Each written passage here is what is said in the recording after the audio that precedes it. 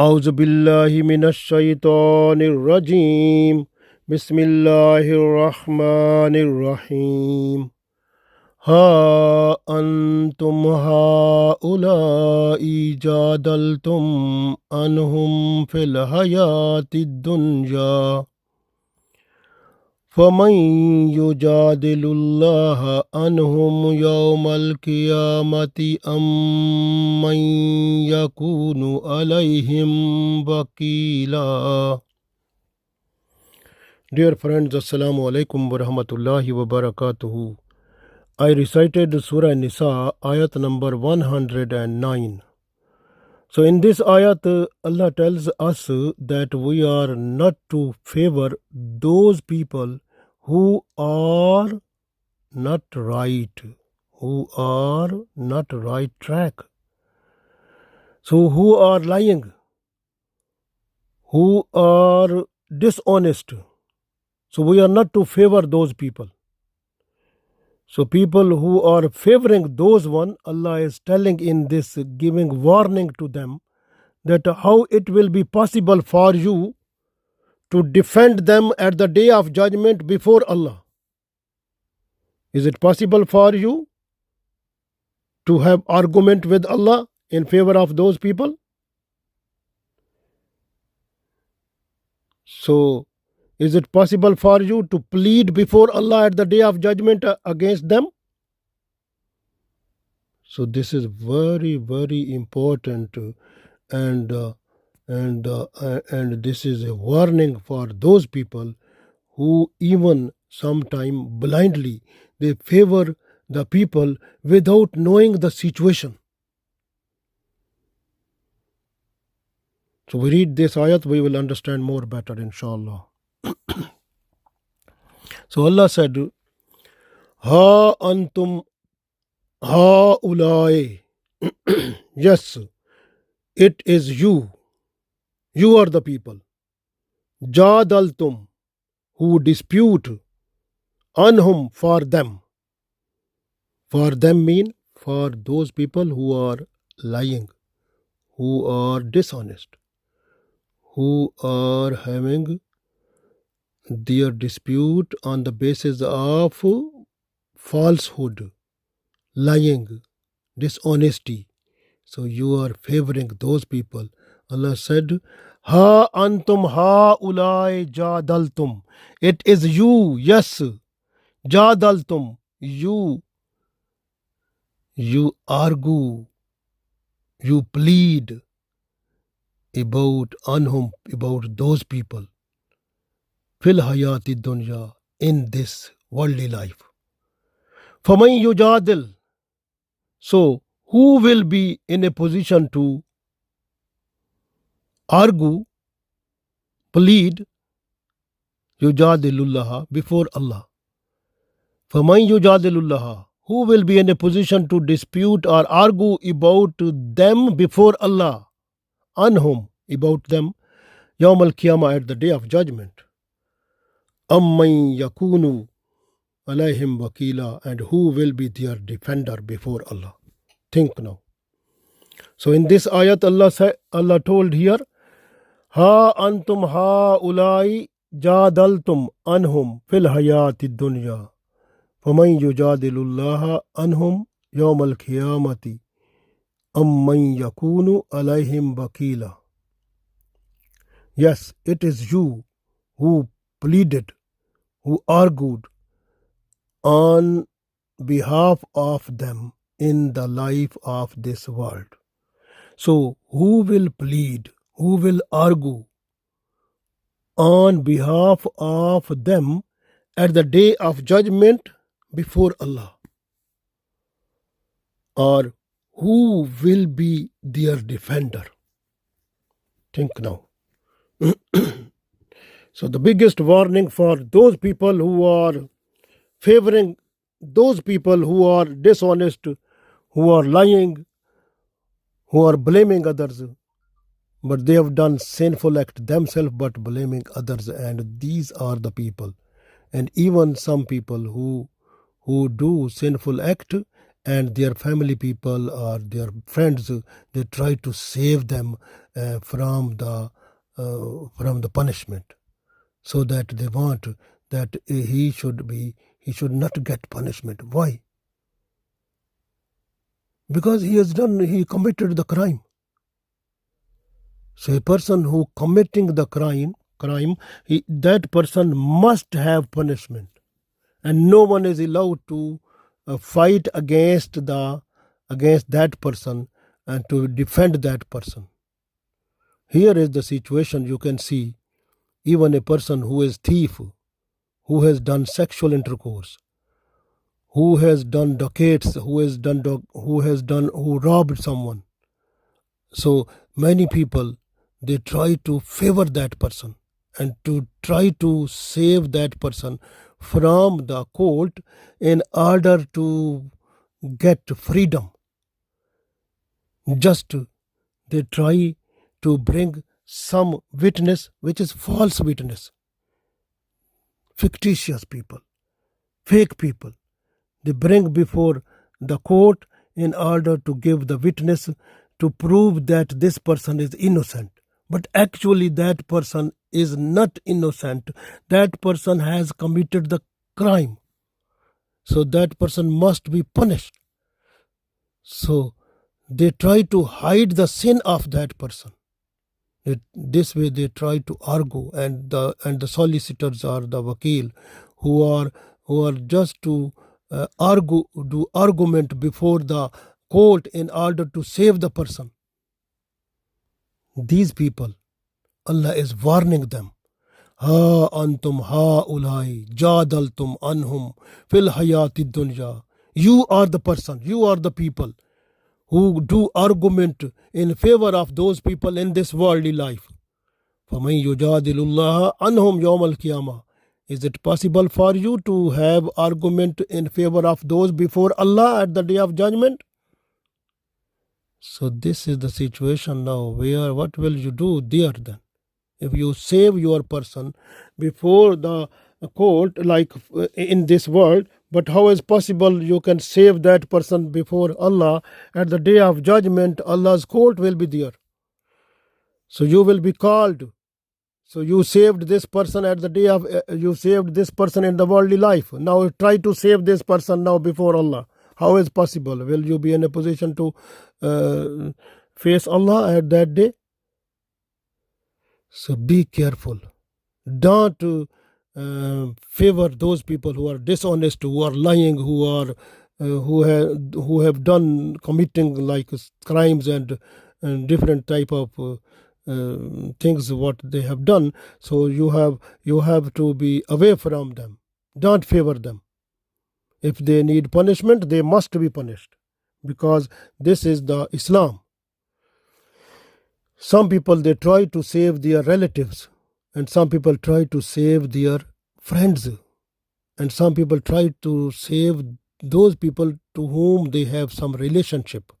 Even they have committed the crime and they are really committed the crime, but they try to save them because of their personal relationship, or because of their family relationship, or because of their tribal relationship, or because of their honor ego. They try at the last resort in order to save that person from that type of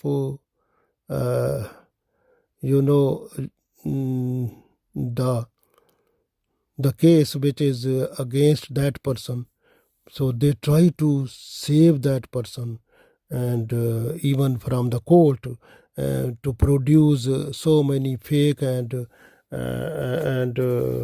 false witness, and they try to bring a solicitor or wakil who to give him so much money, and that person goes before the court in order to do argument in a solid way. So to make the situation of that problem in this way, that the person who did crime, so he becomes innocent. So Allah said to those people, don't worry, what you have done in this world, no problem. At the day of judgment, you are coming before me, and you will be there. I will call you there also. And I will say, you saved this person at the day, you saved this person in the worldly life. Now try to save this person now before me. Give the argument. Prove this person is innocent. How is possible there? Because the person's tongue will be stopped working, and all body parts will say the truth there. All the parts of the body, they will talk before Allah, and then how can the body of the person himself, herself, will be in a position to give the witness that I have done, this person has done, committed crimes also. So what will be the situation of you before Allah that day? And your falsehood will be, your crime will be proved before Allah, and as a consequences of that, you will be sent down to the hellfire. So this will be the situation there. So there, this way you must be careful. And even if you try, you can go to find the like luggage or material or something that have been stolen from someone. If you find that person from from other person, so you don't say he is thief.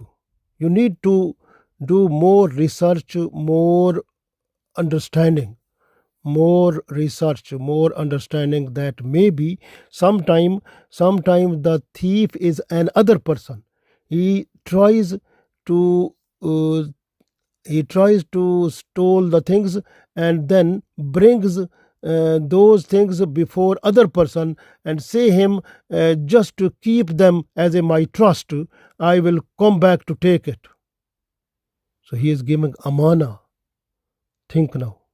But that person is not thief then, so is maybe he is not a thief. So this is same situation which have been done by Toma or Bashir in the Medina at the time of Holy Prophet Sallallahu Alaihi Wasallam. He stole the things from a person, and then he threw those one in the house of a Jew, and then knocked the door that these things are in your house, and these are my amana, keep them. When I will come to take, I will come to take. Then after that, when he was, then it was found that Bashir has done this type of theft. Then that time, Bashir and his family members, they said, no, this is done by that Jew person. But Jew person has not done. So this is the thing, like we have to search out. If you find some type of stolen material from somewhere, then you don't say that person has stolen that, but you have to search out that is that person is really he or she has stolen that one, or it has stolen by some other person, and that person has given this one to this person as a amana. So this is very important. Similarly, many solicitor or wakil people who try to take these problems, like they want to settle the situation, go to the court, which mostly those type of disputes which are based on dishonesty or based on lying. So they try to take those one and get money just for that. So that type of money will become a problem for them at the day of judgment, and will take them and lead them to the hellfire. So this is very important. So keep in mind that unlawful favor is haram. And also, if you want to see the situation of a person who has stolen something, you need a deep research to understand. And so then when a person who committed the crime, if found, then that person must be punished according to Islamic law. So very important. So sometime what happened, some people, they try to commit the crime, but they blame others, that that person has taken it or that person has done it. So this is Bhutan, the biggest slandering. So this is the biggest sinful act. So the punishable act possible at the day of judgment. So keep in mind that you are not to cheat other people. You are not to, this is like a cheating, because when you are favoring the person who is dishonest, so you are cheating from your society, Islamic society. You are stealing the rights of other person, because this was the right of other person. He should get the justice, but you are trying to snatch that. So this way, at the day of judgment, this judgment will be given to that person by Allah, and you will have to suffer all the consequences, and those will take you to the hellfire. So be careful in this world. So this is very important. This way Allah said, Ha antum ha ulai jadaltum anhum fil hayati dunya. You are, yes, you are the people who argue, who plead for them who are wrong in this world. فَمَنْ يُجَادِلُ اللَّهَ, how is possible for you to plead for them before Allah? Anhum, for them, Yawm al-Qiyamah, at the day of judgment. Amman yakunu alayhim wakila.